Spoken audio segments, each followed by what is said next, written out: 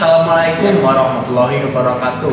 Kami di sini mau mempresentasikan tentang Sistem pendukung keputusan untuk menentukan juara Piala Dunia tahun 2026 menggunakan metode SAW (Simple Additive Way). Nah, di sini perkenalkan anggotanya. Saya Kaneka, Saya Ramadan. Saya Garizalvi. Saya Rehandra. selamat menyaksikan. Langkah pertama, kelompok kami mengumpulkan data mentahan, yang dimana panduannya di sini kami memakai 9 atribut. Yang pertama itu peringkat FIFA yang kami ambil sumbernya dari FIFA.com. Di sini juga ada penjelasannya. Nah, penjelasan peringkat FIFA itu peringkat resmi FIFA saat bulan turnamen berlangsung. Dan juga ada rata-rata golnya, rata-rata gol atau match dari 10 atau 15 laga terakhir sebelum turnamen. Kami juga di sini ada sumbernya. Dan rata-rata kebobolan, rata-rata gol kemasukan dari 10 sampai 15 laga terakhir sebelum turnamen berlangsung. Dan nilai pasar squad, total nilai pasar squad dalam juta euro kita ambil cari per tahun pada Piala Dunia ini.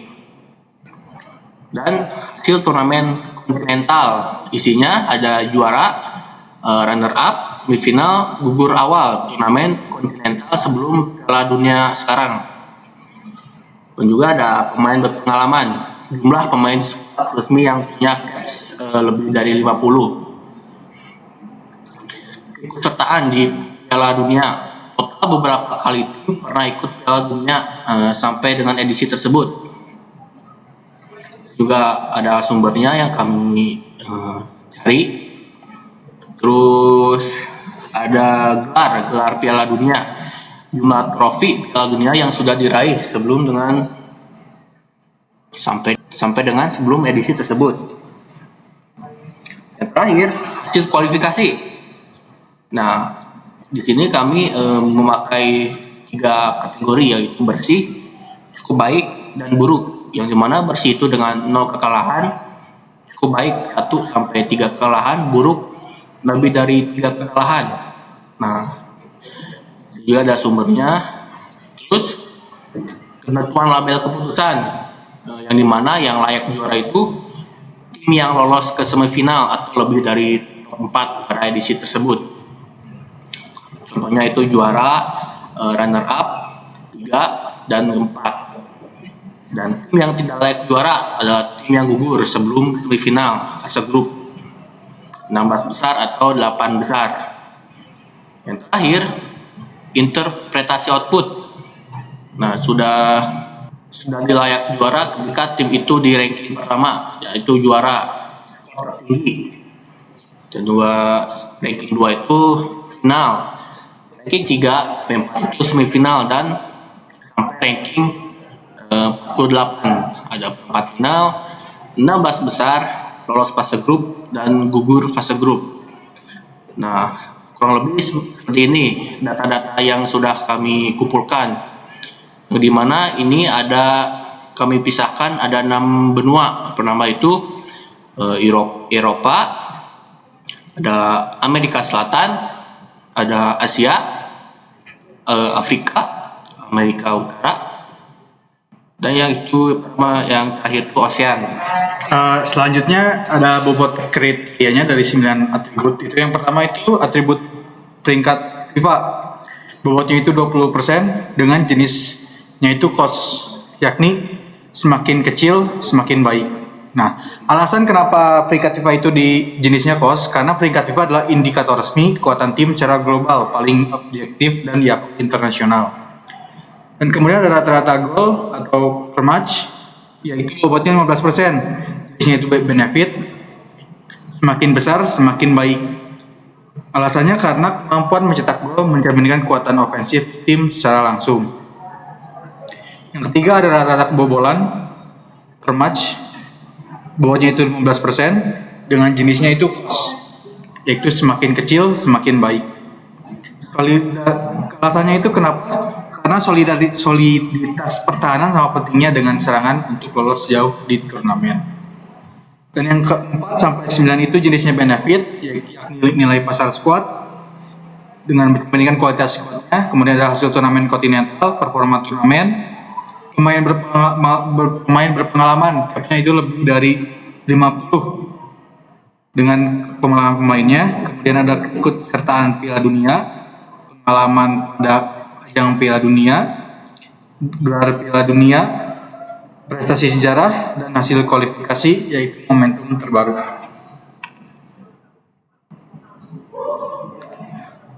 Sebelum dinormalisasikan, kita konversikan terlebih dahulu data dari data mentah sebelumnya, yang dimana untuk penjelasan konversinya itu untuk ada di atribut turnamen kontinental, yang juara itu nilai angkanya 4, runner up 3, semifinal 2, gugur awal 1, dan atribut hasil kualifikasi yang isiannya itu bersih nilai angkanya 3, cukup baik 2, buruk 1.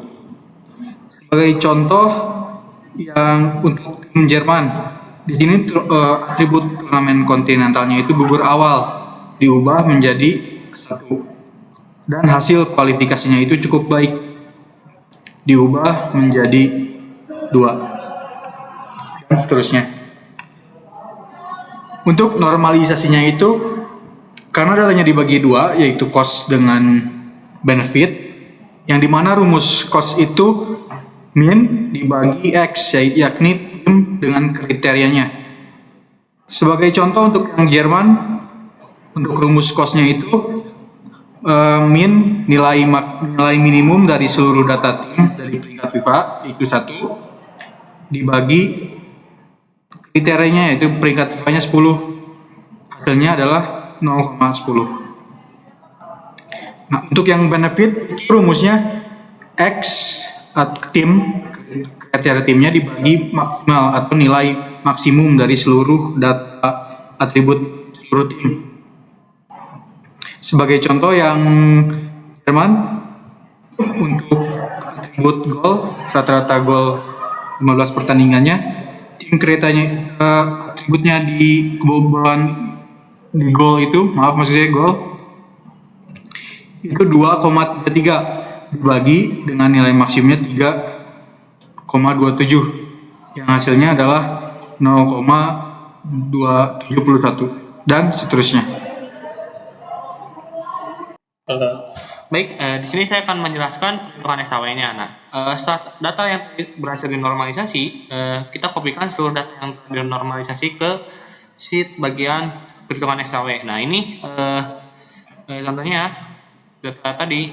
Lalu di sini ada untuk perhitungan SAW-nya. Nah, di sini ada dari tingkat FIFA dengan bobot 20%. Nah, ini udah dihitung ya dengan hasil 0,2. Nah, didapatnya itu dari data peringkat FIFA dikali dengan bobotnya yang menghasilkan 0,2, di mana 0,10 dikali 20%, 0,2. Lalu gol, kebobolan sampai dengan kualifikasi itu sama saja, cuman tinggal data-data ini dikali dengan bobot-bobotnya. Nah, yang menghasilkan nilai akhir SAW. Nah, nilai akhir SAW itu didapat dari jumlah keseluruhan data yang telah dihitung menggunakan bobot. Di sini ada N3 yaitu ini ditambah sampai dengan kualifikasi ini hasilnya dan mendapatkan nilai akhir SAW. Nah, di sini ada juga penentuan ranking. Nah, ranking itu diurutkan berdasarkan nilai akhir SAW yang paling tinggi. Di sini nilai akhir SAW yang paling tinggi itu 0,75 yang mendapatkan ranking 1. Nah, mungkin biar agar lebih mudah dilihatnya. Nah, dapat dilihat ada hasil atau output prediksi Piala Dunia 2026. Nah, di sini outputnya itu setelah diurutkan, Argentina memiliki yang paling tinggi atas skor kelayakannya. Ini kan sudah dipresentasekan. Sementara untuk data aslinya, jika kita normalkan dulu datanya, jadi generalkan, hasilnya 0,75. Ini sama dengan nilai akhir SAW yang tadi. Untuk Argentina. Nah, terus agar mudah dilihat, ya kita presentasikan keseluruhannya. Dimana Argentina itu memiliki skor kelayakan 75% dan itu paling tinggi dibanding negara-negara yang lainnya. Dimana memungkinkan bahwa Argentina itu juara Piala Dunia, dan seterusnya ada Spanyol yang memiliki 60,94%, Prancis 67%, Inggris di 56%, dan seterusnya. Mungkin sekian. Oke, selanjutnya di sini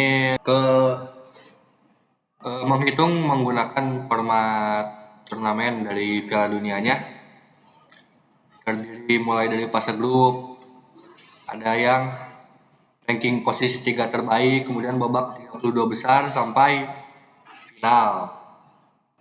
Dari fase grup untuk format Piala Dunia terbagi sampai grup dari grup A sampai grup L. Nah, untuk perhitungannya sebagai contoh di grup A, untuk penghitungan normalisasinya, ya, untuk misalnya untuk nilai ranking FIFA, normalisasinya itu memakai rumus Cox, yaitu min dibagi nilai. Kemudian ada juga yang memakai rumus benefit seperti market, yaitu rumusnya nilai dibagi max. Kemudian sesudah dihitung, kita menghitung nilai SAW-nya. Untuk nilai SAW-nya yaitu kita menghitung nilai normalisasi dikalikan dengan nilai bobot setiap variabelnya. Kemudian setelah dikalikan, dijumlahkan semuanya, dan hasilnya yang tertinggi akan berada di rank 1 sampai terendah di rank 4. Untuk rank 1 dan 2 otomatis lolos ke babak 32 besar. Dan untuk peringkat 3 kemudian akan dihitung kembali karena formatnya yaitu ada 8 tim peringkat 3 terbaik. Nah, di ranking 3 terbaik ini kita jabarkan 12 tim yang menjadi peringkat 3 di dalam fase grup tadi. Kemudian nilai SAW timnya dimasukkan dan dilihat, kemudian di ranking untuk urutannya dari 1 sampai 8, nilai tertinggi akan lolos ke babak 32 besar. Kemudian 4 tim lainnya yang nilainya terendah otomatis akan gugur.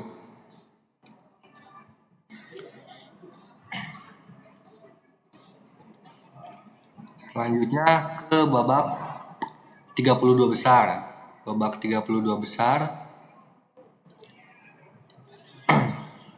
sebagai contoh, di match pertandingan Argentina versus Uruguay, kita masukkan lagi data mentahnya dari 9 kriteria, kemudian menghitung lagi normalisasinya sama seperti sebelumnya, dan penghitungan nilai SAW-nya juga sama seperti sebelumnya, mengkalikan nilai normalisasi dengan bobot dari setiap kriteria yang ada. Dan di dalam pertandingan Argentina versus Uruguay, nilai SAW tertinggi didapat oleh Argentina, sehingga Argentina diprediksi menang dan lolos ke babak selanjutnya. Begitu pula dengan tim yang lainnya. Di babak 16 besar pun sama. Setiap tim yang sudah dipastikan lolos dari 32 besar sesuai bagannya juga akan menghadapi tim yang lolos juga. Untuk data mentahnya dimasukkan lagi, kemudian normalisasinya dihitung lagi, dan nilai SAW-nya juga dihitung lagi. Untuk penghitungannya sama seperti sebelumnya, dan di pertandingan Iran melawan Argentina yang diprediksi menang yaitu Argentina, dan tim yang lainnya pun sama. Ke babak 8 besar juga sama penghitungannya, dan data mentah dimasukkan kembali, menghitung normalisasinya, kemudian menghitung nilai SAW-nya sampai ke semifinal dan final. Semuanya dari fase grup sampai final untuk menghitung tim yang menang memakai cara yang sama, mulai dari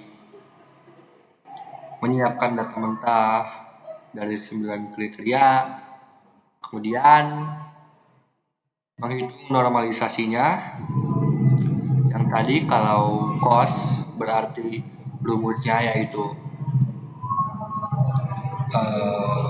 min dibagi nilai, kemudian kalau benefit yaitu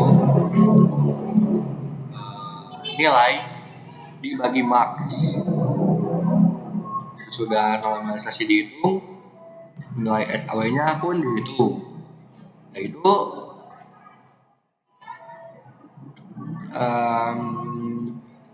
dari nilai normalisasi dikalikan dengan nilai bobot yang sudah diberikan, kemudian semuanya dijumlahkan dan hasilnya didapatkan. Kalau untuk pertandingan Argentina versus Spain, di pertandingan final ini Argentina nilainya di 0,90, sedangkan Spanyol di 0,69, yang otomatis Argentina diprediksi akan memenangi turnamen Piala Dunia kali ini dengan perhitungan metode SAW, Simple Additive Weighting. Jadi kesimpulannya dari perhitungan kami dengan menggunakan metode SAW untuk prediksi yang layak juara yaitu Argentina. Nah, mungkin sekian dari kelompok kami. Wabillahi taufiq wal hidayah. Wassalamualaikum warahmatullahi wabarakatuh.